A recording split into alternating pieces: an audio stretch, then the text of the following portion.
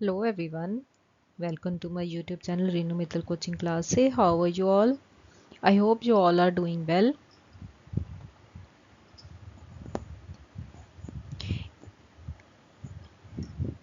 अगर आप चाहते हैं कि मैं ऐसे ही डेली अच्छी वीडियोस लेके आऊँ तो प्लीज़ मेरे चैनल को सब्सक्राइब कीजिए, लाइक कीजिए and also share it to those who also preparing for UGC NET exam.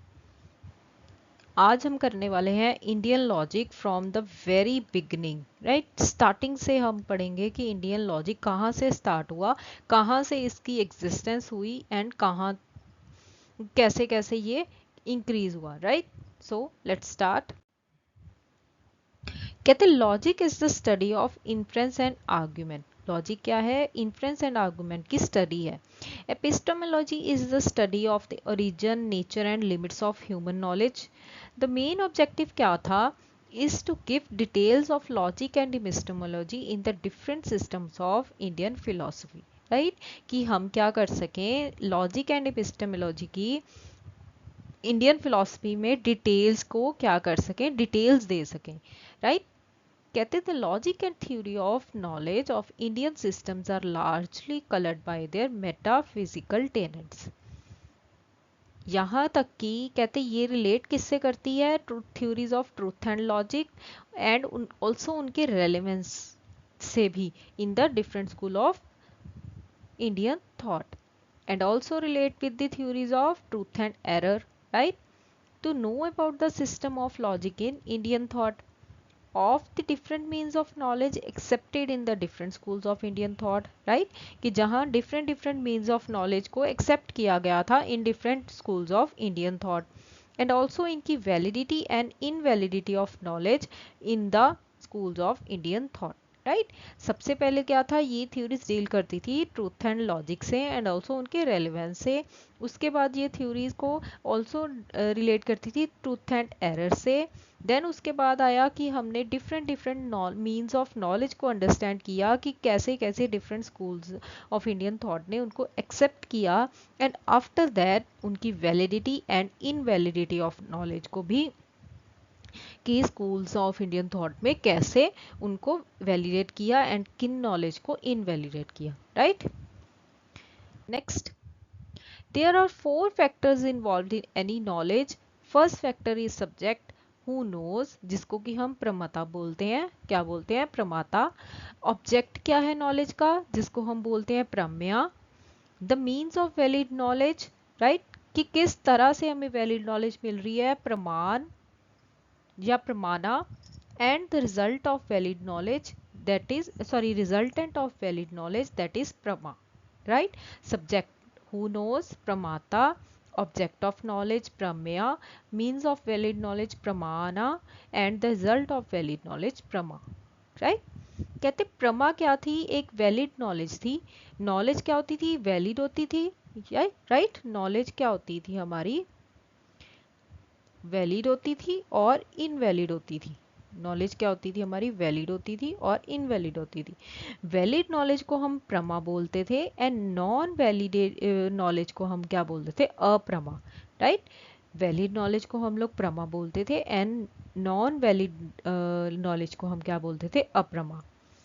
Pramana is the valid means of knowledge and its important 4 means include, प्रमाणा कहते हैं the valid means of knowledge था and उसके 4 important वो थे means थे, जिसमें आता था परसेप्शन, जिसको कि हम बोलते हैं प्रत्यक्ष। हमारे पास प्रत्यक्ष जो हम देख रहे हैं, राइट। इन्फ्रेंस जो कि हम अनुमान लगा रहे हैं। वर्बल टेस्टिमनी किसी के थ्रू बोला हुआ शब्द। एंड कंपैरिजन दैट इज उपमान, किसी चीज से कंपेयर करना, राइट। परसेप्शन जिसको कि हम प्रत्यक्ष बोलते थे। इन्फ्रेंस जो कि है अनुमान।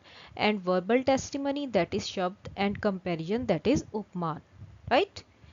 Then I different schools of thought different schools of Indian thought accept or reject different ones of these methods. All methods किसने accept किए थे? मीमांसा। किसने accept किए थे? मीमांसा।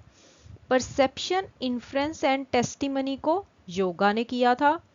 Only perception and inference by Buddhism and Vashishtha and only perception by Charvaka, right. सभी methods को किसने एक्सेप्ट किया था? मीमांसा। परसेप्शन, इन्फ्रेंस एंड टेस्टिमनी को किया था योगजा ने। परसेप्शन एंड इन्फ्रेंस को किया था बुद्धिज्म एंड विशिष्का ने। एंड कारवाका ने ओनली परसेप्शन को ही एक्सेप्ट किया था।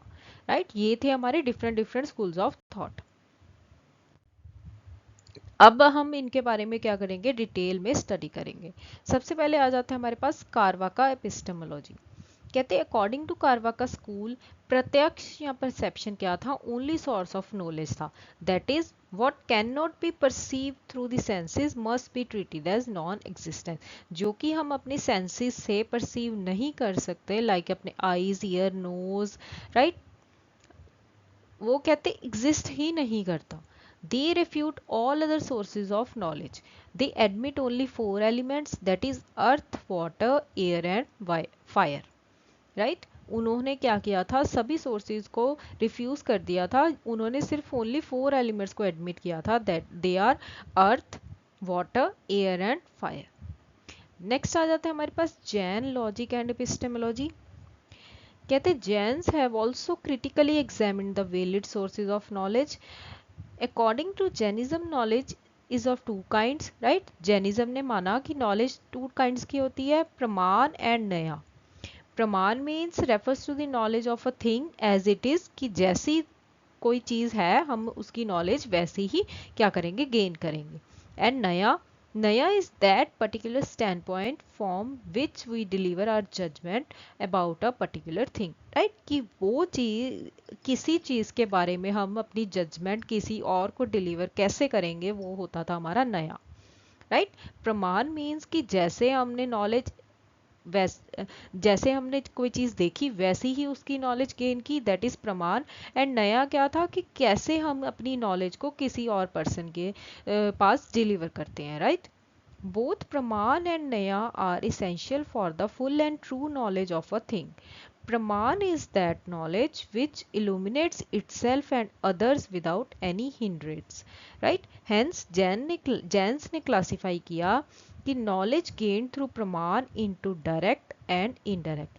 जो प्रमाण के थ्रू हम नॉलेज गेन कर रहे थे उसको उन्होंने क्या किया, 2 पार्ट्स में क्लासीफाई किया। डायरेक्ट मीन्स अप्रोक्ष एंड इनडायरेक्ट मीन्स प्रोक्ष। Clear? Next, according to Jaina epistemology, Indian indirect knowledge is of 5 kinds। अब जैन एपिस्टेमोलॉजी के अकॉर्डिंग जो हमारी इनडायरेक्ट नॉलेज थी वो 5 काइंड्स की थी। फर्स्ट वन इज स्मृति, सेकंड इज प्रत्यभिजना, तर्क, अनुमान एंड अगम, राइट। अब स्मृति क्या होती थी? To reminisce something known directly in the past as a result of the awakening of some samskara is known Shruti. For Jains, Smriti is valid knowledge because it is the correct form of things perceived in the past. Right? कहते स्मृति क्या होती थी? कि किसी चीज को, कोई past में जो चीज हुई है उसको क्या करना, रेमिनाइज करना, राइट।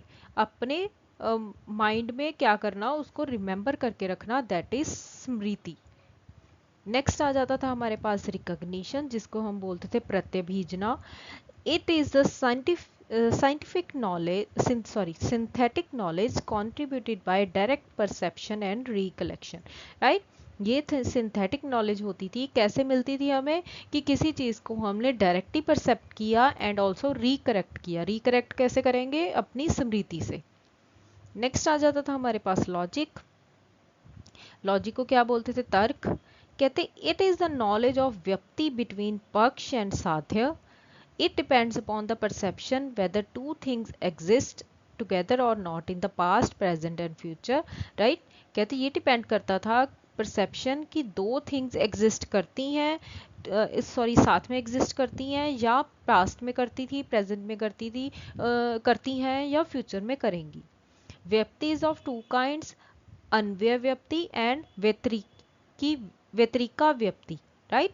अन्वय व्यक्ति एंड व्यतिरिका व्यक्ति। In the former, the concomitance of 2 things is established, and in the later, vyapti is shown in the absence, right? Where there is fire, there is a smoke. It is an example of anvaya vyapti. On the other hand, where there is no fire there is smoke exemplifies व्यतिरेका व्याप्ति, right. कहते जहां पे दो चीजें हो रही हैं उनमें क्या है, कुछ कॉन्कमिटेंस एग्जिस्ट कर रहा है, वो होती थी हमारी अन्वय व्याप्ति। जैसे कि जहां पे फायर होती थी वहीं पे धुआं होगा, तो वो एग्जाम्पल थी अन्वय व्याप्ति की, जहां पे दो चीजों में कॉन्कमिटेंस हो रही है। ऑन द अदर हैंड जहां पे कहते हैं when there is no fire there is smoke exemplifies व्यतिरेका व्याप्ति। क्लियर। नेक्स्ट नेक्स्ट है हमारे पास इन्फ्रेंस, जिसको कि हम बोलते हैं अनुमान। It is the knowledge of साध्य विद द हेल्प ऑफ हेतु। दिस इन्फ्रेंस इज आइदर स्वर्थ अनुमान एंड प्रार्थ अनुमान, राइट। ये क्या होता था हमारे पास, स्वर्थ अनुमान होता था एंड प्रार्थ अनुमान होता था। When we see smoke, we infer the existence of fire also with the help of Vyapti, which is already known to us. It is Swarthanuman, right? In the in it, the place of smoke is Paksh. Smoke is Paksh dharma, right? जो smoke की place होती थी उसको क्या बोलते थे हम, पक्ष बोलते थे। एंड स्मोक क्या होता था हमारा, पक्ष धर्म होता था, right. On the other hand कहते हैं इन स्वार्थ अनुमान बोथ व्यक्ति एंड पक्ष धर्मा आर इसेंशियल। व्यक्ति होना भी जरूरी था एंड पक्ष धर्मा भी जरूरी था, राइट। प्रार्थ अनुमान कहते हैं is use for convincing other. जो प्रार्थ अनुमान होता था वो यूज किया जाता था दूसरों को कन्विंस करने के लिए, राइट। जैसे कि प्रतीजना क्या होती थी, द हिल इज फायरी, कि जो हिल है वो क्या है, फायरी है। हेतु क्योंकि वहां पे धुआं है। रीजन जिसको कि हम बोलते हैं दर्शनता, wherever there is smoke there is fire such as in the kitchen, कि जहां पे धुआं होता है वहीं, सॉरी जहां पे आग होती है वहां पे धुआं पक्का होता है, जैसे कि किचन में। उपन्या क्या था, the smoke which does not exist without fire is in the hill, right. कहते वो धुआं जो कि फायर के बिना एग्जिस्ट करता था, जैसे कि हिल में। निगमना क्या होता था, therefore the hill is fiery, यानी कि कंक्लूजन। निगमना मीन्स कंक्लूजन क्या होता था हमारा, इसका मतलब जो हिल है वो क्या है, फायरी, राइट। ये हैं हमारे 5 प्रमांस, जिसको क्या हम बोलते हैं, प्रमांस। नेक्स्ट आ जाता था हमारा अगम। कहते it is the knowledge of a thing through the words of reliable people. ये क्या है, कहते रिलायबल पीपल की नॉलेज है। A person who knows things in their true form and express his views correctly is a reliable person and an apta.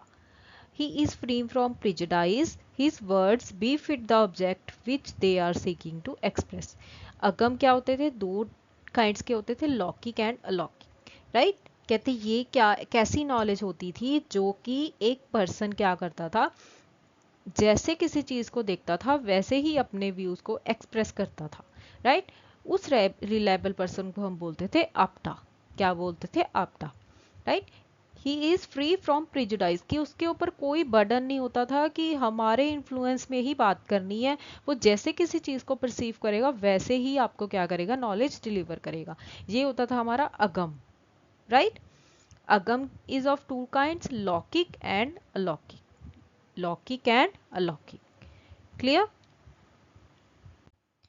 So this is it for today's video. I hope you like it. Please subscribe my channel Renu Mittal Coaching Classes, and also share my videos to others so that they also learn from my videos. Thank you so much.